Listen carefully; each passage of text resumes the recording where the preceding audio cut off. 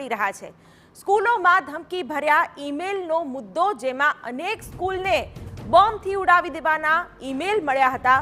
Crime branch અને cyber ક્રાઇમની તપાસમાં મોટા ખુલાસા થયા છે। ઈમેલ પાછળ પાકિસ્તાનનો હાથ હોવાનું પણ સામે આવી રહ્યું છે।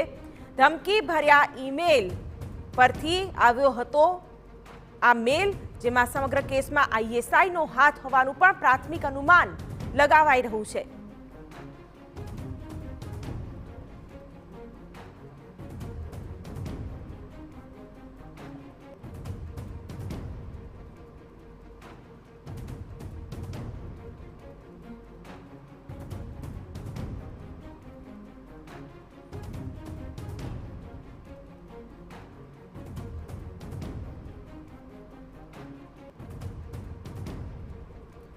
ત્યારે સ્કૂલોને ધમકી ભર્યો મેલ મળ્યો હતો, જેમાં સ્કૂલોને ઉડાવી દેવાની ધમકી આપવામાં આવી હતી। ત્યારે ઈમેલ પાછળ પાકિસ્તાનનો હાથ હોવાનું સામે આવી રહ્યું છે।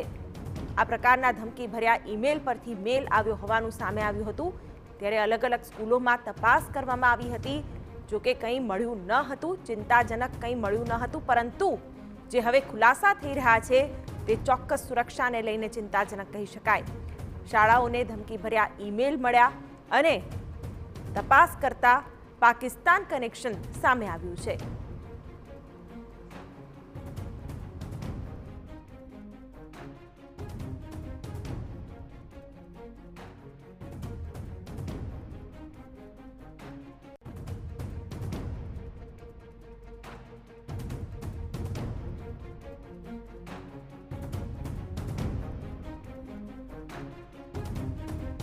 ધમકી ભર્યો મેલ, સ્કૂલોમાં ધમકી ભર્યા ઈમેલ પાછળ પાકિસ્તાનનું કનેક્શન સામે આવી રહ્યું છે।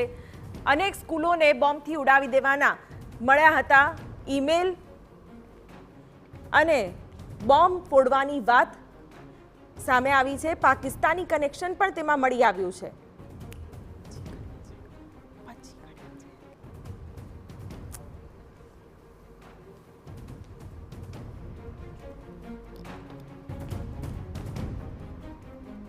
સમગ્ર કેસમાં આઈએસઆઈનો હાથ હોવાનું પણ સામે આવ્યું છે અને આ મેલમાં સ્કૂલોને બોમ્બથી ઉડાવી દેવાની ધમકી મળી હતી। આ બે દ્રશ્યો મેં આપને બતાવી રહ્યા છે। એક તરફ ઈમેલના દ્રશ્યો જોઈ શકાય છે, બીજી તરફ જ્યારે તપાસ કરવામાં આવી હતી ત્યારે કંઈ મળ્યું ન હતું તે દ્રશ્યો પણ જોઈ શકાય છે। જો કે આ ધમકી ભર્યા મેલને લઈને હવે પાકિસ્તાન કનેક્શન હોવાનું પણ ક્યાંક તપાસમાં સામે આવ્યું છે। 36 સ્કૂલમાં ધમકી ભર્યા મેલ મળ્યા હતા અને પાકિસ્તાનનો જો આમાં હાથ હોય તો તે ખૂબ જ ગંભીર મુદ્દો ચોક્કસથી કહી શકાય। તો આ સાથે અમારા સંવાદદાતા હરીન માત્રાવાડિયા આ વિશે વધુ માહિતી આપી રહ્યા છે। જી હરીન।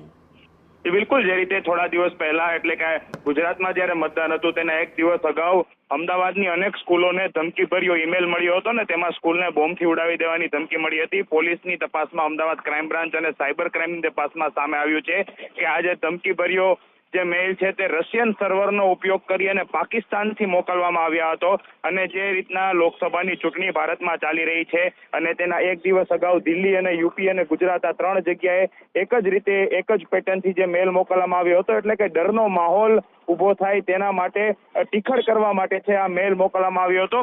બીજો એક મહત્વનો ખુલાસો એ પણ સામે આવ્યો છે કે જે પાકિસ્તાનથી લોકેશન સામે આવ્યું છે તે આ લોકેશન છે તે પાકિસ્તાન આર્મી બેઝ કેમ્પનું લોકેશન હોવાનું પણ સૂત્રો પાસેથી માહિતી મળી રહી છે। એટલે કે જે રીતના લોકસભાની ચૂંટણી હતી ને તે પહેલા મતદાનના એક દિવસ અગાઉ જેમ કે દિલ્હીમાં પણ અનેક સ્કૂલમાં મોકલવામાં આવ્યો હતો, તે જ રીતે અમદાવાદમાં પણ મોકલવામાં આવ્યો છે। ભયનો માહોલ બની રહે તેના માટે આ ઈમેલ મોકલ્યો હોવાની શક્યતાઓ દેખાઈ રહી છે અત્યારે। જી બિલકુલ હરીન। તો સમગ્ર કેસમાં આઈએસઆઈનો હાથ હોવાનું પણ પ્રાથમિક અનુમાન છે અને ભયનો માહોલ બનાવવા માટે આ રીતનો મેલ મોકલ્યો હોવાનું પણ હાલ અનુમાન લગાવાઈ રહ્યું છે। હવે એ જ દિશામાં પોલીસ પણ તપાસ કરી રહી છે। આપણે એ પણ દર્શાવી દઈએ કે સ્કૂલમાં ધમકી ભર્યા મેલ થકી ચૂંટણીમાં ડર ફેલાવવાનો પાકિસ્તાની જાસૂસી સંસ્થાનો ઈરાદો હતો। 36 સ્કૂલોમાં ધમકી ભર્યા ઈમેલ મોકલાયા હતા। પાકિસ્તાનની ફૈસલાબાદના આર્મી કેન્ટોનમેન્ટના તાર પણ ખુલ્યા છે। કાઉન્ટર ઇન્ટેલિજન્સના ઓફિસરનું નામ બદલીને વર્ચ્યુઅલ આઈડીથી મેલ મોકલાયા હતા। વોટિંગ ઓછું થાય તે માટે પણ આ ષડયંત્ર હોવાનું ક્યાંક અનુમાન લગાવાઈ રહ્યું છે। આઈએસઆઈ અધિકારી તૌહીદ લિયાકત નામથી આઈડી બનાવતો અને તેનાથી મેલ મોકલતો. દિલ્હી, યુપી અને ગુજરાતમાં પણ પાકિસ્તાનથી જ મેલ મોકલાયો હતો. જે રાજ્યમાં ચૂંટણી હતી ત્યાં આગલા દિવસે ધમકીભર્યો ઈમેલ મોકલાયો હતો. અમારા સંવાદદાતા યુનુસ ગાઝી આ વિશે વધુ માહિતી આપી રહ્યા છે. યુનુસ, અલગ અલગ થિયોરી પર અત્યારે તો આ દિશામાં તપાસ થઈ રહી છે, પરંતુ પાકિસ્તાન કનેક્શન આ આખા મુદ્દે સામે આવ્યું છે. શિવાની, લોકસભાની ચૂંટણી પૂર્વે જે પ્રકારનો મેલ કરવામાં આવ્યો હતો, ભય અને ઉત્તેજના ફેલાવવાના ઉદ્દેશ્ય સાથે જ મેલ કરવામાં આવ્યા હતા, તેને કારણે ન માત્ર અમદાવાદ શહેર પોલીસની એજન્સીઓ પરંતુ અન્ય સુરક્ષા એજન્સીઓ પણ એ શોધવામાં લાગી હતી કે આ મેલ ક્યાંથી કરવામાં આવ્યો છે.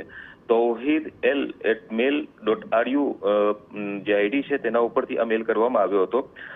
જે mail.ru છે તે રશિયન છે અને રશિયન કંપનીનું આ મેલ કંપની હોવાને કારણે પહેલી વાત સામે આવી હતી કે રશિયન સર્વરનો ઉપયોગ કરવામાં આવ્યો છે.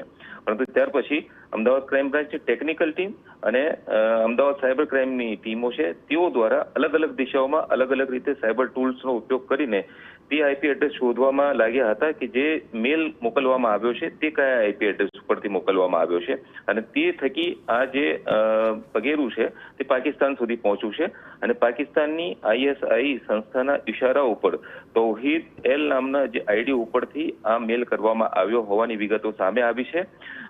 અને જે પ્રકારનું આઈપી એડ્રેસનું જે લોકેશન ટ્રેસ થઈ રહ્યું છે તે પણ આર્મી કેન્ટોનમેન્ટ એરિયાના આસપાસના વિસ્તારોનું થઈ રહ્યું છે. એટલે ચોક્કસ આયોજનપૂર્વક અમદાવાદમાં, ગુજરાતમાં અને ભારતમાં ભય ફેલાવવાના ઉદ્દેશ્ય સાથે જ આ મેલ કરવામાં આવ્યા હોવાનું ફલિત થઈ રહ્યું છે.